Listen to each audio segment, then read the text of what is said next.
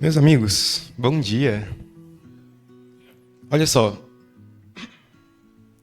Apocalipse é um livro assim muito interessante. Quando tava eu, o André e o Jaime, né, pensando sobre qual título dá pra essa série que a gente tá tendo agora, a gente pensou e no final chegou na conclusão que pouco importava. Se tivesse Apocalipse no título, todo mundo ia querer ver, né? Apocalipse é um livro que deixa muita gente curioso, porque ele tem muita coisa interessante, né? Uma dessas coisas assim interessantes e que a gente geralmente não se atenta tanto é que a gente fica pensando muito em como que Apocalipse é um livro sobre o futuro. E a gente pensa pouco sobre como que ele é um livro também sobre o passado, né? Ele é um livro escrito naquele contexto para as igrejas daquela época. Eu acho muito interessante que João começa o livro de Apocalipse assim, né? Colocando essas 7 cartas às 7 igrejas ali da província da Ásia. Apocalipse, né, antes de tudo, é um livro político, né?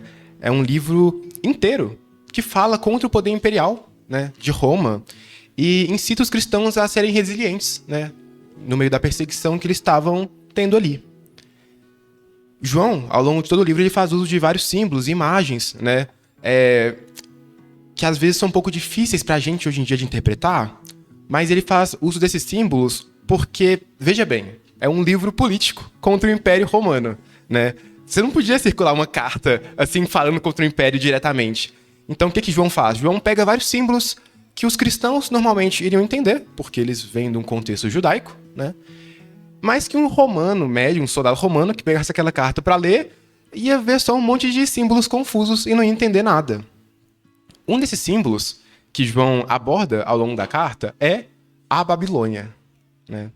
A Babilônia. A gente sabe mais ou menos o que foi a Babilônia no passado, né? Então ali mais ou menos no ano 600 antes de Cristo, esse grande império chega, né? Domina ali toda a região, sai destruindo, escravizando, colonizando, né? Todos aqueles povos. E no meio disso, a cidade de Jerusalém é tomada, né? Seu templo é destruído e os cidadãos, os judeus, são exilados para as outras cidades do grande império. Do ponto de vista da Babilônia, era possível que eles, inclusive, pensassem, né, que era até um bem que eles estavam fazendo a esses pobres coitados judeus. Porque, afinal de contas, Jerusalém era uma cidade em certa decadência naquela época, né? Era uma cidade que tinha tido, ao longo de toda a sua história, só 2 reis realmente bons e depois uma série de reis negligentes, né? Reis ruins para o povo, reis muito problemáticos. Então, afinal de contas, né? A Babilônia poderia pensar: agora o povo de Jerusalém não precisava mais ficar se preocupando em ficar brigando contra os povos para garantir sua sobrevivência ou em ficar até procurando trabalho. Tudo isso o império e seus deuses poderia proporcionar para eles. A cidade, além de tudo isso, era muito linda, né, com seus belos jardins suspensos, né, uma das 7 maravilhas do mundo antigo, né. Talvez, se os judeus se comportassem bem, se fossem bons súditos, eles podiam até comer dos frutos desse jardim. Lá, na sua terra natal, veja só, coitados dos judeus, eles tinham um único Deus. Aqui na Babilônia, eles têm uma infinidade de deuses para escolher, que estão prontos para realizar todos os desejos do coração deles, né? Farão aquilo que eles quiserem.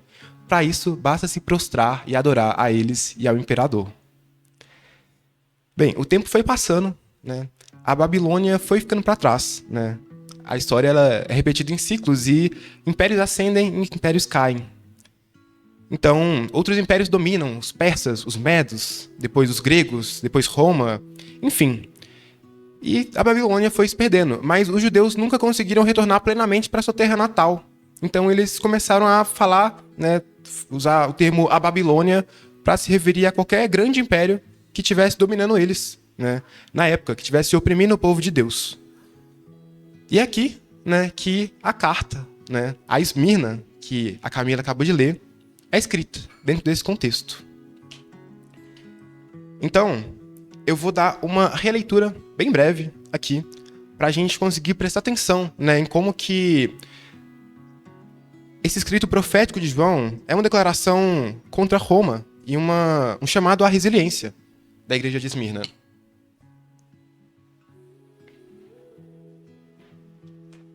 Começa assim: ao anjo da igreja que está em Esmirna, escreve: assim fala o primeiro e o último, aquele que esteve morto e tornou a viver. Conheço tua tribulação e tua pobreza. Contudo, tu és rico. E a blasfêmia da parte dos que se dizem judeus, mas na realidade não são, e sim sinagoga de Satanás. Não tenha medo daquilo que você vai sofrer. O diabo vai lançar alguns de vocês na prisão para pôr vocês à prova. Vocês vão passar por tribulações ao longo de 10 dias. Seja fiel até a morte, e eu te darei a coroa da vida. Quem tem ouvidos e consegue ouvir, ouça o que o Espírito diz às igrejas. O vencedor não será atingido pela segunda morte. Eu acho muito interessante, né? Que como eles estavam passando por esse contexto de perseguição, de martírio, de morte, muito do que Jesus fala aqui com eles é nesse sentido, né? Então ele se identifica como aquele que estava vivo, que estava morto, mas voltou a viver, e toda a linguagem é sobre isso, né? Outra coisa muito interessante é que ao longo de todas as outras cartas, né, existe um padrão, né? Então, Jesus começa colocando observações para aquelas pessoas, depois ele coloca críticas, né, e exortações àquela comunidade, e depois elogios, né, incentivos a permanecerem fiéis. Esmirna e Filadélfia são exceções. Nessas duas cartas, né, essas duas igrejas que estavam mais sofrendo perseguição mais intensamente, mas estavam sendo fiel, não existe crítica, só elogio e fortalecimento para que eles continuem. Então, isso é muito interessante, É muito interessante entender que se Roma é uma das descendentes da Babilônia, Esmirna era uma das descendentes de Jerusalém. A tentação de Esmirna em Roma era a mesma tentação, né, de Jerusalém na Babilônia. Esmirna estava sendo tentada a não ser uma testemunha fiel a Deus. Essa era a principal tentação de Esmirna, né? Fugir do martírio. Diante da perseguição, né, a tentação era negar Cristo e se assimilar ao império. E, tendo isso em vista, eu queria ler aqui para vocês um primeiro relato de 2 que eu vou trazer hoje, né, sobre grandes figuras da igreja cristã. Essa primeira figura se chama Policarpo, né? Ele era um bispo, exatamente da igreja de Esmirna, né, que viveu mais ou menos ali nessa época. Então, assim, antes de eu ir para Policarpo, eu queria ler aqui, né, uma introdução. Então, olha só. A realidade de ser cristão naquela época é muito diferente da de hoje. Se você fosse um romano comum, antes mesmo de saber quem era Jesus, seu primeiro contato com um cristão provavelmente seria assistindo ele ser executado e morto, condenado e morto por se recusar a adorar o imperador. Essa não seria uma cena nada bonita. Em alguns casos, o que mais te marcaria seria o estridente barulho dos berros agonizantes, dos gritos desolantes daqueles que morriam tendo partes de seu corpo devoradas por leões, panteras e outras feras. Mas talvez não. Talvez o que ficasse na sua memória fosse o cheiro putrefante de pele, carne, sangue e ossos sendo queimados no infernal calor de uma fogueira. Seja como for, você sairia daquela experiência com uma certeza. Definitivamente, você estava numa posição muito melhor do que daquela pessoa da fogueira. E você não acreditaria que nem a mais louca das pessoas conseguiria dizer o contrário. A questão é que Esmirna era uma comunidade com pessoas loucas o suficiente para dizer o contrário, né? Uma das principais figuras da igreja de Esmirna era esse velhinho chamado Policarpo. Policarpo é um dos primeiros pais da igreja que existiram. Ele foi uma pessoa muito querida naquele tempo, tanto por ser bispo da igreja de Esmirna, quanto também, olha só, por ser um discípulo direto do apóstolo João. Um dos relatos mais antigos e mais emocionantes da igreja cristã que temos, por documentos fora da Bíblia, é a vida de Policarpo. Então, quem era esse senhor, né, esse velhinho?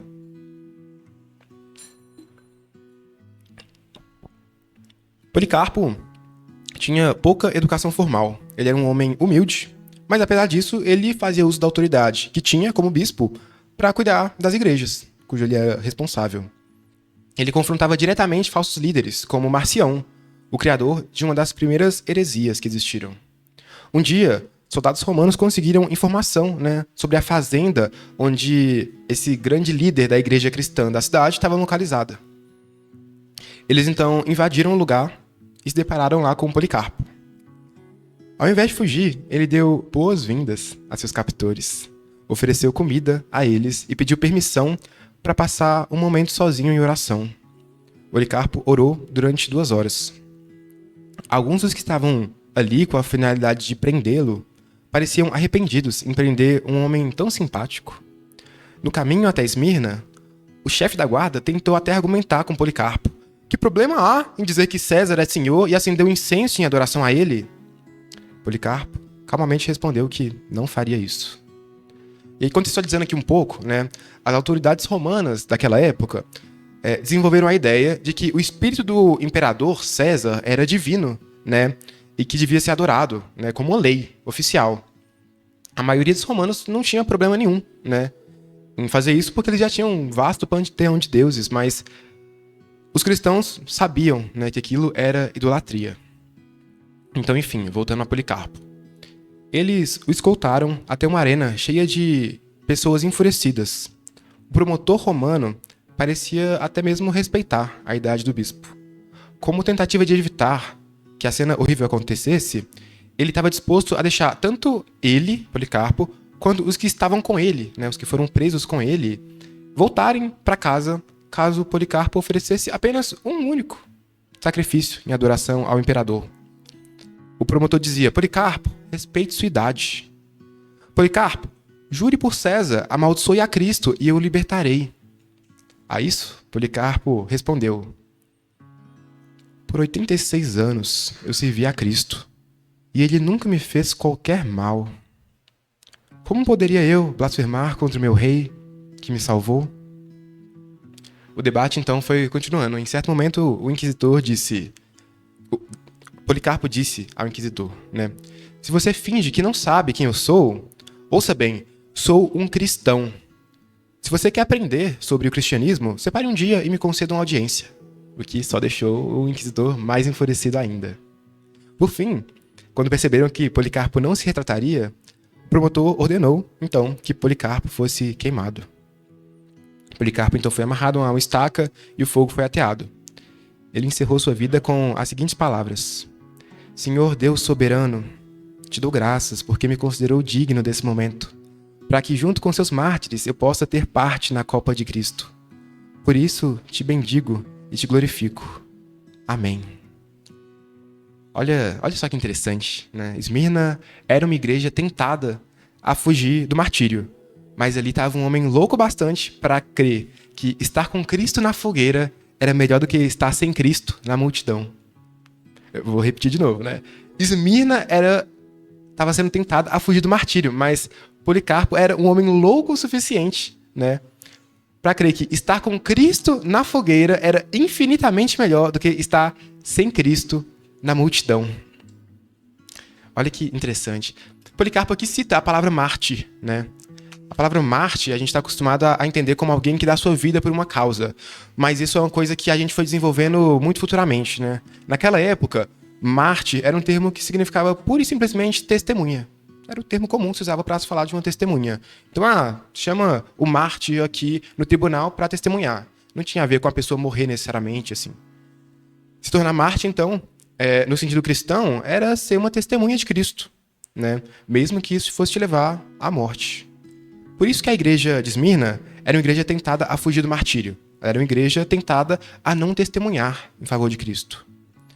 Só que por mais contra-intuitivo que pareça, apesar da cena horrível e brutal, violenta, né, de ver cristãos sendo mortos ali por testemunhar em favor de Cristo, o martírio desses cristãos gerava muitos frutos, né? Por Cristo, o martírio de Esmirna gerava muitos frutos. E aí aqui agora eu queria ler o segundo relato que eu trouxe, né, de outra figura muito importante. Nesse caso, não era uma figura em especial de Esmirna, mas era uma mártir assim, que ficou muito famosa ao longo dos séculos. Eu tirei esse relato desse livro aqui, né, Conhecendo os Pais da Igreja, que é aqui da biblioteca da igreja, né? Então, eu super recomendo. Vocês peguem depois e deem uma olhadinha, tem várias histórias muito massas. Enfim, então vou ler o relato aqui. O relato é sobre essa moça jovem chamada Perpétua, da minha idade, 21 anos. Ela basicamente, né, sofreu perseguição, né, lá na cidade de Cartago, na época, no norte da África. Né, era uma cristã africana, do século II para o século III ali. Enfim, e ela estava grávida, né? Grávida não, perdão. Ela tinha acabado de dar à luz a um bebê e ainda estava amamentando ele quando foi presa, né?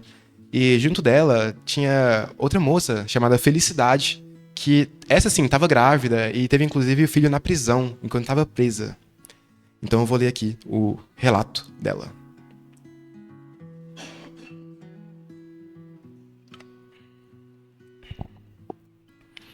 Perpétua era uma moça de origem aristocrática, nascida na nobre família dos Víbios. Era recém-casada, com um filho ainda não desmamado, quando, aos 21 anos de idade, foi encarcerada em uma masmorra romana por ser cristã. Ali, ela revelou que nem mesmo o amor da mãe pelo filho pode ter prioridade sobre o amor por Cristo. Renunciando à família e até mesmo ao bebê, Perpétua caminhou para a morte como uma heróica mártir. Uma das características mais notáveis do texto que chegou até nós, nos dias de hoje, é que ele é um relato escrito pela própria mão da Perpétua sobre seu aprisionamento. Aqui, nas próprias palavras de Perpétua, descobrimos um relato comovente que oferece uma rara janela para o mundo das mulheres na igreja primitiva.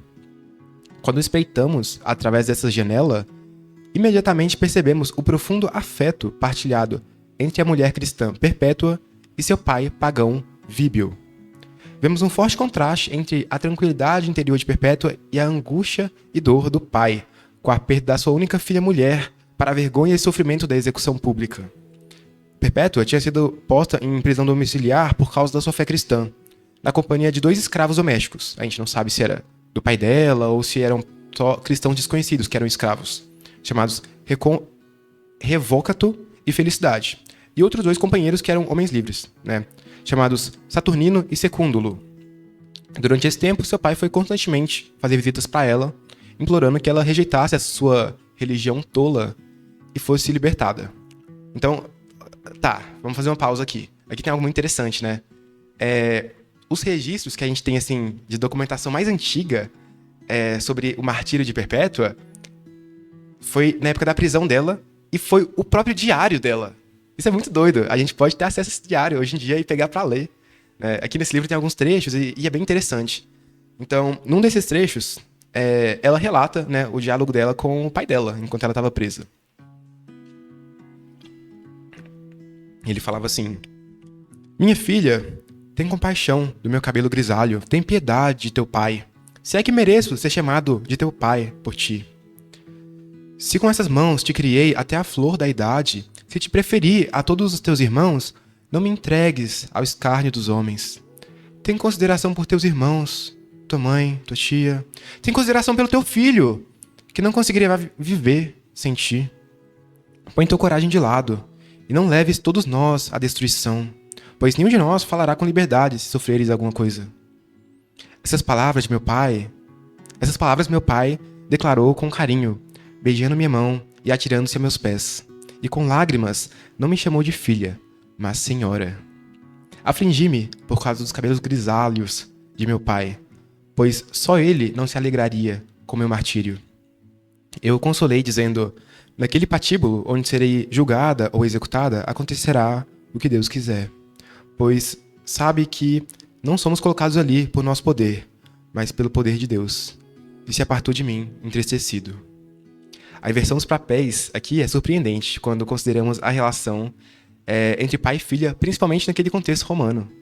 Os pais romanos tinham autoridade absoluta no lar, onde a filha era propriedade do pai, que tinha poder absoluto sobre a vida e morte dos filhos. Quando uma criança do sexo feminino nascia, ela era colocada aos pés do pai, como chefe supremo da família, e nesse momento ele decidiria se criaria a filha ou se ordenaria que ela fosse levada para fora de casa, né, e fosse deixada ainda bebezinha para morrer ao relento. Era uma prática comum aos romanos. Mas caso ele decidisse ter ela, né, como filha, então, à medida que ela fosse crescendo, ela teria responsabilidades específicas, né? As responsabilidades dela seriam temer os deuses de seu pai e do império, né? Temer o imperador e temer seu pai. E como uma boa menina, se casar e ter filhos. Então, analisando nesse contexto histórico, né? O ato de Perpétua de rejeitar os apelos de seu pai era muito mais do que mera rebeldia de uma jovem. Com Víbio chorando aos pés da filha, da mesma maneira que ela, recém-nascida, chorou estando a seus pés, Perpétua inverteu tudo que a sociedade daquela época defendia. Se aproximando do tempo da sua execução, sua companheira Felicidade, né, que estava grávida, teve seu filho na prisão, enquanto os guardas zombavam dela durante o parto. Muitas coisas aconteceram durante esse tempo, e o relato do Diário de Perpétua vale muito a pena ser lido. Chegado o dia da execução, Perpétua e Felicidade foram então despidas e levadas até o chão arenoso da arena, perante a multidão ansiosa. Ela procurou seu grampo de prender cabelo, para que não ficasse com ele solto, o que na época, naquela sociedade, era sinal de luto e pranto. Ela queria demonstrar felicidade e alegria com o que estava prestes a acontecer. Elas foram então esmagadas, pisoteadas por animais, mas não morreram no primeiro momento. Perpétua, que estava um pouco melhor que sua companheira, ajudou a Felicidade a se pôr de pé e elas foram levadas para fora da arena para aguardar por mais tormento mais tarde. Naquele meio tempo, Perpétua exortou seus companheiros a se manterem firmes e amarem uns aos outros até o fim.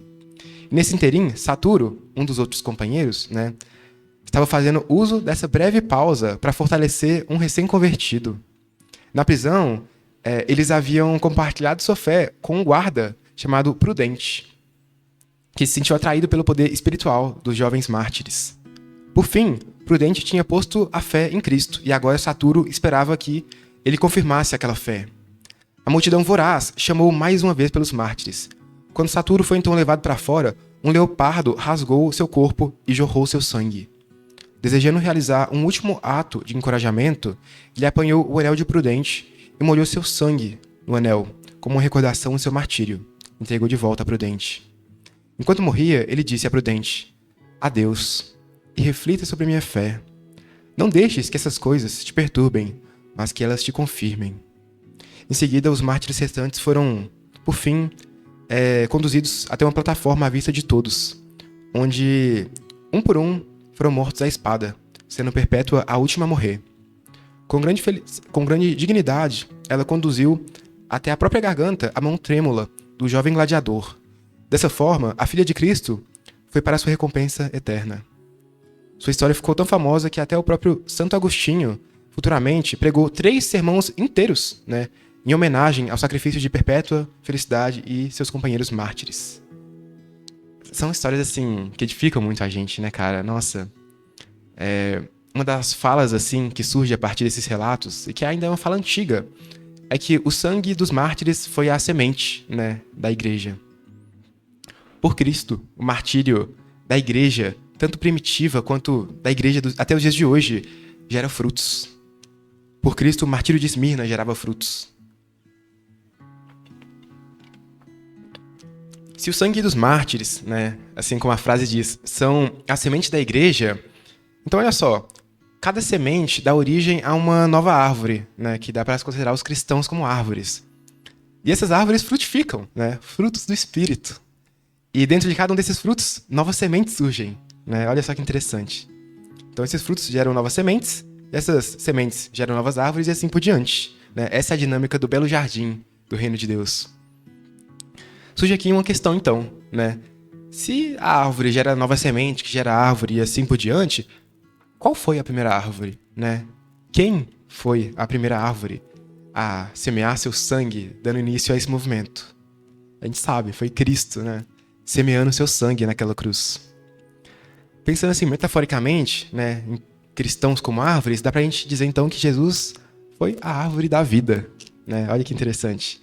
A suprema árvore de todas, a primeira de todas as árvores, da qual todas as outras sementes e frutos procederam. Cristo, a árvore da vida, o primeiro mártir, o primeiro a semear seu sangue, né? Foi ele que começou com todo esse movimento. E por mais que estivessem tentados a fugir do martírio, por Cristo o martírio de Esmirna gerava frutos. Não era só Jerusalém que tinha essa tentação na Babilônia, né, de fugir do martírio, fugir do testemunhar. Mas também não era só Esmirna que tinha essa tentação. Nós, hoje, igreja em Belo Horizonte, Estação Casa, temos essa tentação, né, no grande império do Ocidente, né? Nós somos tentados a fugir do martírio. A gente sabe, né, que aqui no Ocidente não existe uma perseguição direta a cristãos. Mas se lembre, martírio significa, né, simplesmente testemunhar. Mártir significa meramente aquele que testemunha. Então, o mártir é aquele que testemunha a Cristo. Apesar do nível absurdo, né, de dificuldade e das punições graves que existiam naquela época, ainda assim, o povo de Esmirna dava sua vida, né, em prol de testemunhar a Cristo.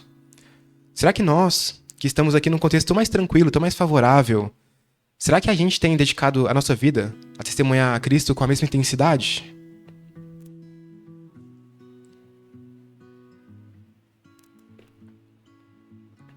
A tentação de Jerusalém, na Babilônia, era de não ser testemunha. A tentação de Esmirna, em Roma, era de não ser testemunha. E a tentação de nós, igreja em Belo Horizonte, cristãos no Ocidente, é não ser testemunha. E é interessante, né, essas analogias, então. Pensar em como que a Bíblia toda trata desse movimento de povo de Deus subjugado por um grande império, né, essa analogia de cristãos como árvores, jardins. O problema é, se Cristo é a árvore da vida, né? Poxa, não é da árvore da vida que a gente costuma comer, né? Não é dos frutos da árvore da vida que a gente costuma escolher, geralmente. Por vezes, os frutos das árvores, dos jardins suspensos da Babilônia, parecem ter um sabor mais agradável ao nosso paladar. O Evangelho, né, muitas vezes nos confronta, né, nos contraria, deixa um gosto meio amargo na nossa boca. Já as árvores da Babilônia, seus venenosos frutos parecem tão doces. A gente começa a pensar, né? Pô, até sabemos que eles são venenosos e tal, mas será que eles são tão venenosos assim? Será que não é um nível mais ou menos assim tolerável de veneno, não? Será que Deus não exagerou um pouco nos alertas? Será que se eu comer dessa árvore eu certamente morrerei? Meus irmãos, a gente se esquece com muita facilidade, né? Do imensurável número, da infinitude de árvores que Deus colocou no jardim pra gente se deliciar. A serpente do jardim sussurra pra gente: nossa, Deus proibiu essa árvore? Que Deus restritivo, que Deus autoritário, que Deus opressor. Enquanto na realidade, Deus criou o jardim inteiro pra gente. Deus disse a respeito de todas as árvores possíveis que existiam no jardim, além dessa: sim, pode comer à vontade, filhinho. Eu criei elas pra isso mesmo, ai. Você não lembra de quando eu tava criando elas e disse: nó, isso é bom. Come, se delicia delas, aproveita mesmo. Que a gente pare de ficar focado na única coisa que a gente não pode, né? Na única coisa que é venenosa, no único fruto que a gente não pode comer. E a gente coloca nossos olhos nos milhares, milhões, bilhões de outros frutos que Deus possibilita a gente a comer, por ser um Deus tão gracioso. Isso é um ponto assim fundamental pra gente. E caminho aqui pro final agora, né? Por Cristo, nosso martírio, nosso testemunhar gera frutos. A gente até agora aqui falou sobre 2 cidades. Mas esse é um conto de 3 cidades, de 3 jardins. Jerusalém, fundada, né, apoiando-se na memória narrativa do Jardim do Éden, é essa primeira cidade, é o primeiro jardim. A Babilônia, né, alcançou grande fama com os jardins suspensos, construídos sobre morte e violência. Esse é o segundo jardim, a segunda cidade. A terceira cidade é Belo Horizonte, conhecida como Cidade Jardim. Temos esse título, né, por ser uma das cidades aqui no Brasil com maior número de arborização urbana, né? Isso é, número de árvores assim nas ruas. E eu acho que isso assim é bem bonito, né? Isso poeticamente exprime muito do nosso potencial, do que cabe a nós cristãos. Então, pensando em nós cristãos assim como árvores, né, que estão nas ruas, né, nas cidades. Poxa, como as árvores das ruas aqui de BH, a gente deve se encaminhar para florescer e frutificar. Dia após dia, devemos crescer, nos mover para o alto, mas sem jamais esquecer do chão onde se encontram nossas raízes. Temos o potencial de oferecer alimento, sombra, abrigo e acolhimento para outras criaturas. Assim como os ipês daqui florescem de junho a outubro, colorindo e perfumando a cidade, que a gente possa fazer o mesmo. E olha só que curioso. O momento de floração dos ipês aqui de BH, ele coincide com o tempo comum do nosso calendário cristão aqui litúrgico. A gente pode extrair daí que tempo comum é tempo de agir, tempo de florescer, tempo de ser um polinizador em potencial, de espalhar sementes, de testemunhar. Meu irmão, seja um mártir, ou seja, testemunhe. Algumas pessoas estarão tão habituadas com a doçura venenosa dos frutos da Babilônia que elas vão rejeitar os frutos do reino que você apresentar a elas, ao testemunhar sobre o reino. Elas acharão os frutos do reino amargos até demais para aquele paladar. Não importa, não desanime, testemunhe, frutifique, testemunhe, frutifique. Eu encerro o sermão aqui de hoje, com a leitura de um texto que se encontra um pouquinho mais adiante em Apocalipse, que fala também de uma outra cidade-jardim. Apocalipse 21, dos versos 22 adiante. Não vi templo ou santuário na cidade, pois o seu santuário é o próprio Senhor, o Deus Todo-Poderoso e o Cordeiro. A cidade não precisa de sol nem de lua que a iluminem, pois a glória de Deus a ilumina, e a sua lâmpada é o Cordeiro. As nações caminharão à sua luz, e os reis da terra prostrarão a ela sua glória. Suas portas não precisam ser fechadas a cada dia, pois ali não haverá noite. E ela será levada à glória e à riqueza das nações. Nunca entrará nela o que é impuro, nem alguém que pratique a abominação e a mentira. Entrarão nela somente os que estão inscritos no livro da vida do Cordeiro. Ele mostrou-me um rio de água da vida, que brilhava como cristal e brotava do trono de Deus e do Cordeiro. No meio da praça, e em ambas as margens do rio, cresce a árvore da vida, frutificando 12 vezes por ano, produzindo a cada mês o seu fruto, e suas folhas servem para curar as nações. Nunca mais haverá mais maldição alguma. Na cidade estará o trono de Deus e do Cordeiro, e seus servos prestarão-lhe culto. Verão sua face e seu nome estará sobre suas frontes. Não haverá mais noite. Não mais se precisará da luz de lâmpada nem de luz do sol, porque o Senhor Deus vai iluminá-la, e ele reinará pelos séculos dos séculos. Amém. Maranata. Ora vem, Senhor Jesus. Amém. É isso, meus irmãos.